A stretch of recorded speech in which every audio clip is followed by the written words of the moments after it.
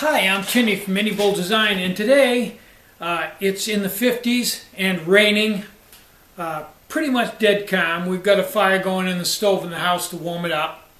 I'm all caught up out in the factory, so what I get to do now is my favorite thing to do when I have free time, and that's make video. So this is probably going to be a two-part video because I don't think I can pack it all into one video.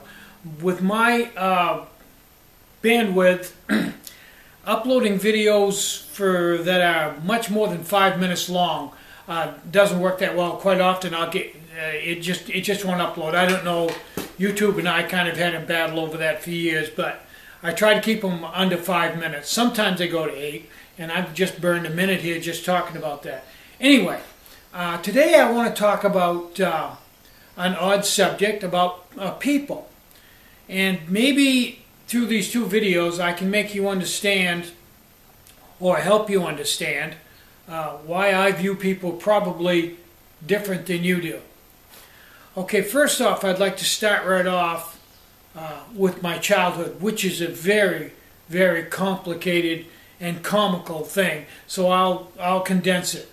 Bottom line, my parents were abusive.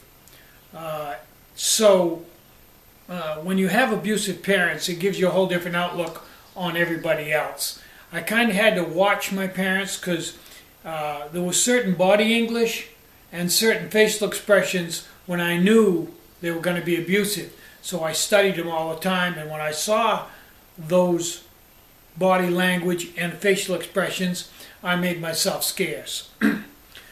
Okay, that takes care of the immediate family.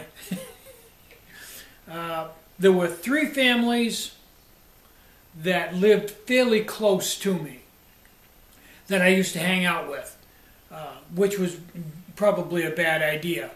Some of them were fairly well-to-do, not wealthy, but they had enough money to be comfortable, and some of the other ones were dirt poor. So it didn't seem to make any difference whether they were dirt poor or wealthy. But the 3 families I'm going to talk about did have some looking back, they had some pretty severe mental problems. Just happened to be that I happened to be in the neighborhood with all the crazies. But one family, I'll take them first, and in very short, in a nutshell, the problem there was a whole bunch of brothers there, and I hung around with them. Every now and then, they would just turn on you, no warning, and they'd beat the hell right out of you. They'd all gang up on you and beat you up. Generally speaking, I had some good times and some fun with them, but you had to watch them. And like my parents, there was a certain type of body English and a certain type of facial expression that usually occurred when they were getting ready to pound the hell out of you. So I learned to study people and study their personalities and study their body English as a survival technique. The second family would lie. They were chronic liars. They'd tell you anything you wanted to hear, and 90% of the time it wasn't true. And by studying their facial expressions and their body English, once again, you could pretty much tell when they were going to tell a lie or when they were lying. It became pretty obvious after I studied them for a while. The third family had yet another quirk. They were spoilt brat kids, very destructive.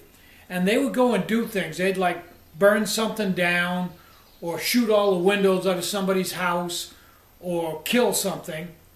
And then they would blame it on somebody else. They would tell a story that somebody else did it, and all 3 of them would stick together and swear on a stack of Bibles that, oh yeah, so-and-so did this. And I was a victim of that a few times. I got blamed for some pretty horrendous stuff that I didn't do. Luckily, the people knew me well enough to know I was honest and believed me when I told them that no, I didn't do that. So that was a good thing, and that could have been really bad, but it was a good thing. So you can see, because of that, just as a survival technique, from the time I was 5 years old up, I studied people's body English and facial expressions as a survival technique. I know that may sound odd, but it's the truth. So, I think I'm going to leave that off for the first video right there. And then I want to tell you the story about this man I encountered. So let's go to video 2. Bye-bye.